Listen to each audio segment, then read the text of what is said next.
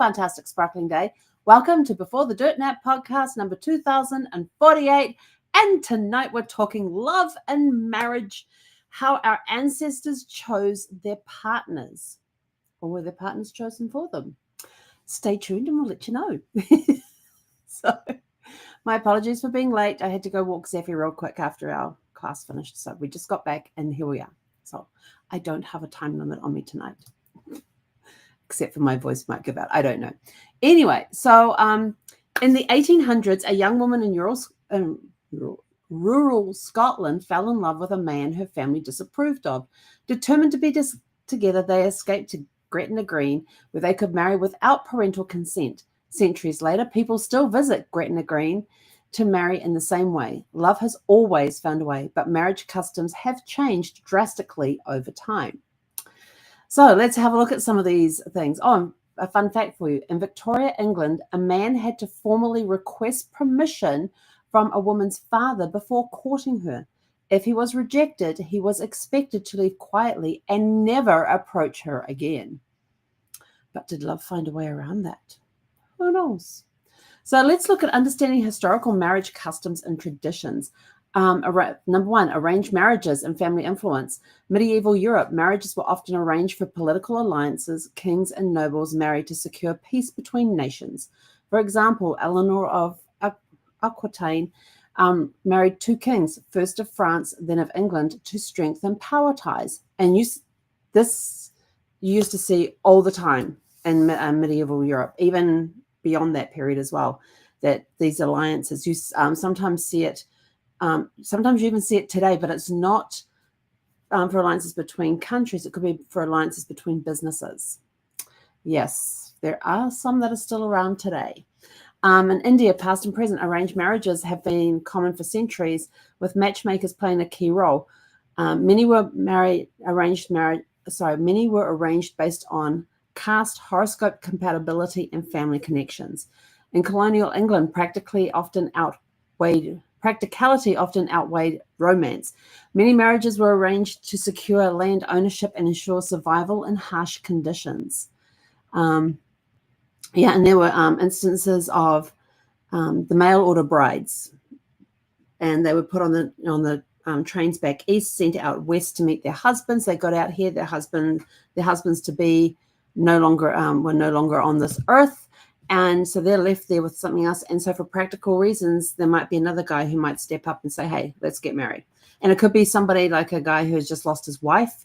He's got children that need taken care of, so he strikes up a bargain with the bride to be. And sometimes it was just those harsh conditions. It was sort of like, what is she going to do? She's now here. She's nowhere near the East Coast.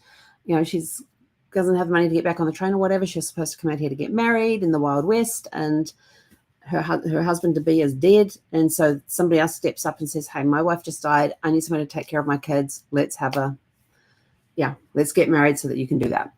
And that's kind of sort of how it went too. Number two, courtship traditions and unique dating customs. Calling cards. These look like business cards that we have today. Well, the real ones, not the electronic ones, of course, because I didn't have them back then. But they had calling cards that were very similar to business cards. A calling card in Victorian England and the US, a gentleman would leave a calling card at a woman's home. If she was interested, she would invite him for a chaperoned visit. Yes, visits were chaperoned. Make sure there was no hanky-panky going on. Bundling. This was in colonial America and Europe.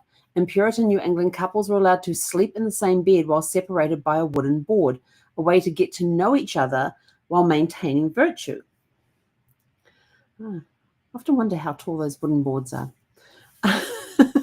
Marriage by capture. This was in Scotland and Ireland. And I'm sure other ones around the world as well. Just thinking of Vikings. Some traditions involved bride kidnapping, often with the woman's consent, but sometimes without. The groom had to defend his bride from her male relatives until sunrise to prove his worth. So the bride would get kidnapped. The male relatives would then get together to go rescue the bride, and the groom to be had to defend his bride against family. Yes, always a hard thing to do. Number three, elopements and secret weddings. Gretna Green in Scotland, 1700s to present. England required parental consent for marriage under 21. So young couples fled to Scotland, where blacksmiths would marry them. Blacksmith. They're the guys that make the horseshoes. Runaway marriage in the US in the 1800s and 1900s, some American states had looser marriage laws than others, leading to elopement hotspots. Couples traveled to Niagara Falls, Las Vegas, or even Alabama for quick weddings. Oh, what was the other one? There was another one. I was looking for a client one time and we couldn't find a marriage record. And then we finally found the marriage record and it was actually in a different state to what she lived in. And she says, yes, we eloped. They'd gone to the state next door. They went from Virginia to North Carolina to get married because they couldn't, for whatever reason, they couldn't get married in Virginia. So they just got married in North Carolina. Let's see, Japan, love marriages, post-World War II. Traditionally, marriages were arranged, but after World War II, love marriages became more common, leading to a cultural shift. A fun fact, in the 17th century Europe, if a man publicly declared his intent to marry a woman 3 times and she did not object, they were considered legally engaged, even if she never agreed. So she may not have objected, but she didn't agree either. Considered engaged. Where to find marriage records and what they reveal. You've got number 1, civil and church marriage records, England, Wales, from 1837 to present. Civil registration records include name, ages, occupants, and parents' names. Catholic Church records in Latin America and Europe often contain baptismal and confirmation details, which help keep track of family lineage. Jewish, I'm probably going to balls this up. Ketubahs, probably said that wrong. They were marriage contracts. These contracts dating back centuries list families' names, dowries, and witnesses. Number 2, newspaper announcements and family Bibles. American newspapers, 1800s to present, many engagement now, and now blah, blah, blah, blah, blah, blah, blah. Hang on, let's lubricate. All right. Many American newspapers, 1800s to present, many engagement announcements include details about the wedding location and family names. You will also, because on the engagement announcement, it may include details about where they're getting married and when and da-da-da. But they would also have wedding announcements too, which occurred after the bride and groom got married. And it would give great detail about the wedding and what she was wearing, who her attendants were, what they were wearing. If they list the attendants, they might list how they are related to the bride, if they are related to the bride or a friend of the bride, and the same for the groom and his groomsman and best man. It would say who the best man was, who the groomsman was, if they were related to the groom. They would even talk about the suits that they were wearing. And depending on how far they go, you may even go to this is where they held the reception. This is the type of food that was served. It was served tableside. It was served as a buffet. This is a list of all the people that were in attendance. Yes, which was very handy for one client when I was looking up information for them, because I found a family wedding and there listed were the entire family. And it said how they were related to the bride and groom. Yes. The bride's uncle, the bride's aunt, It was all laid out there for you. Let's see. Chinese marriage documents, red marriage certificates detailed both family histories, matching birth dates, and zodiac compatibilities. Interesting. I tell you, there's some interesting customs out there. And we're just touching on just this much of them. Family Bibles. Many families recorded marriages in family Bibles, sometimes the only record of an event. If the parish or the church did not have a record of the event, most parishes churches had parish records, which they kept information in until they got required to do civil registration. But even then, they would still have parish records going as well, because it was a record of everything that happened in the church or the parish. And then family Bibles were also in existence as well. Now, it could be that there was like a traveling parson, minister, reverend, whatever you wanted to call them, clergyman, who would come into an area and they would marry the young couple, but there was no documentation of the wedding except for what was written in the family Bible. Number 3, military and immigration marriage records. Wartime marriages in World War I and World War II. Soldiers often married quickly before deployment. Some records include letters of permission for underage brides. Yeah, we'll talk more about them in a minute. Ellis Island and immigration records. Some immigrants married shortly after arrival to secure legal status or financial stability. Remember, we've talked about this in the past for those that have been watching for a while, but when people came through Ellis Island and things, hang on, I just totally lost my train of thought. Oh, yes. So back in the late 1800s, early 1900s, if an American woman married a foreigner, she lost her American citizenship and became a citizen of her husband's country. When the husband, that's if she was, so say like she went to Italy for whatever reason, maybe her family was originally from there, and she went back to visit family there, but she was born in the States, so she's an American citizen. She goes back there, she meets somebody over there, they get married, they fall in love, they get married. She is now an Italian citizen and has lost her US citizenship. Years later, they then come back, they then immigrate to the US, and based on that time period of when they came in, if they came in before the law changed, her husband would be the only one that could apply for citizenship.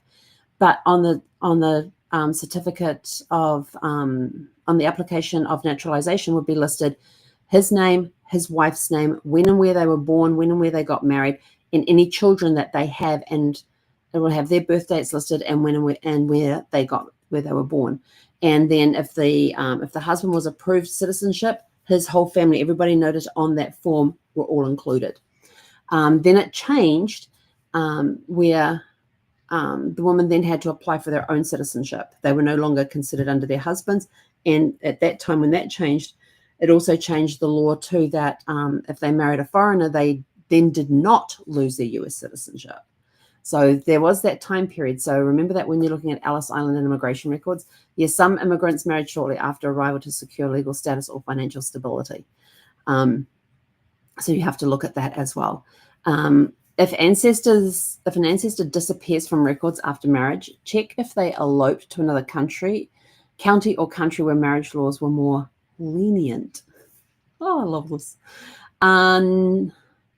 Number 4, love stories passed down through generations. I love stories. I love hearing how people.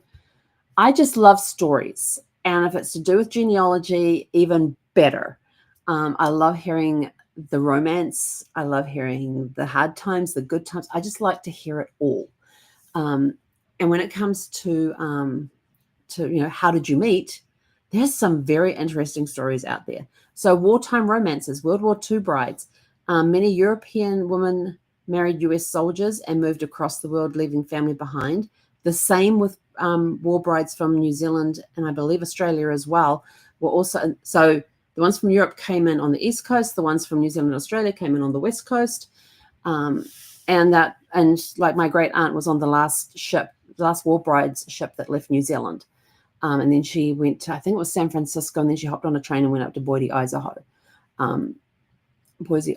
Yeah, I've been to that train station. And that's where I got to hear her story. It was really cool. And thousands of British women moved to the US after World War II as war brides, adjusting to new life in America. And that was on the East Coast, mostly on the East Coast. On the West Coast, you had the New Zealand and the Australian war brides coming in. And again, they left their families behind and they had to adjust to a new life in America. Number 2, long distance love letters. Oh, I love love letters. I miss love letters.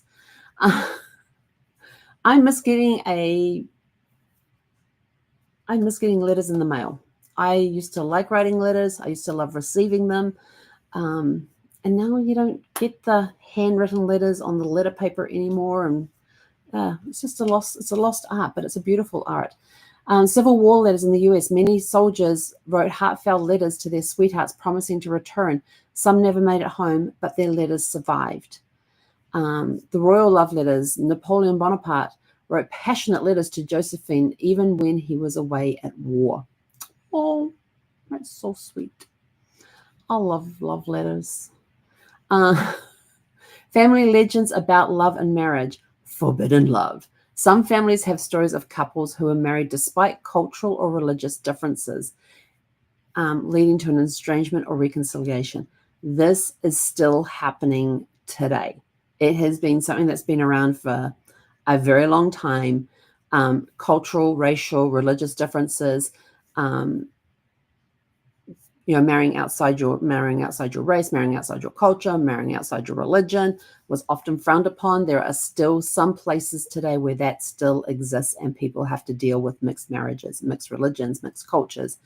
And they may still feel like the outsider because the family is trying to accept them, but they don't understand the culture that they've married into, or they don't understand the culture that whoever's been brought into the family comes from.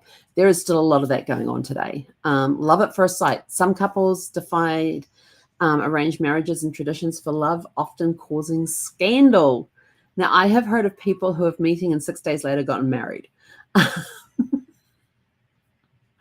And 40 years later, they are still together and still just as in love as they were back then. Does love at first sight happen? Absolutely. Some people say no, but when you hear some stories about love at first sight, and then you've got the high school sweethearts, when you hear about those love at first sight stories and how many days from when they met to when they got married is very, very short. Sometimes it's days or weeks. In a couple of cases, it was like a month or two. Yeah, but very, very short time for courting. So very short time dating before they got engaged and got married. And some of them have just decided, let's go get married. Okay, so they walked down, pick out some rings, walked down to the church, walked into the registrar's office, got their licenses and got married. So yeah, there's been those sorts of things happen too. So I love hearing these stories, but sometimes they cause scandals. And again, a lot of times with the love at first sight, that cause scandals because they could have been marrying somebody in the forbidden love relationship. It could have been cultural, racial, religious differences. Then they've got to, of course, come home and tell the family, oh, we just went and got married, which then may upset some people in the family because they were looking forward to helping you plan your wedding and and all of this sort of stuff, and they got none of that. So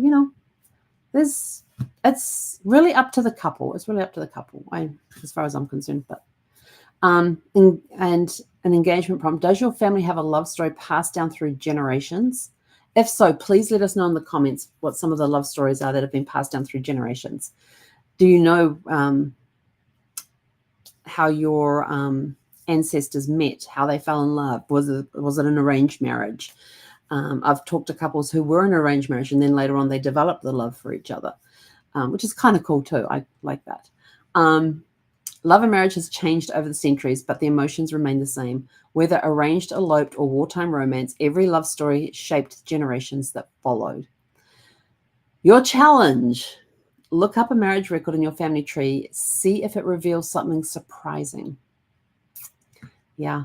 And whether your ancestors married for love, duty, or adventure, their stories connect us to the past in the most personal way.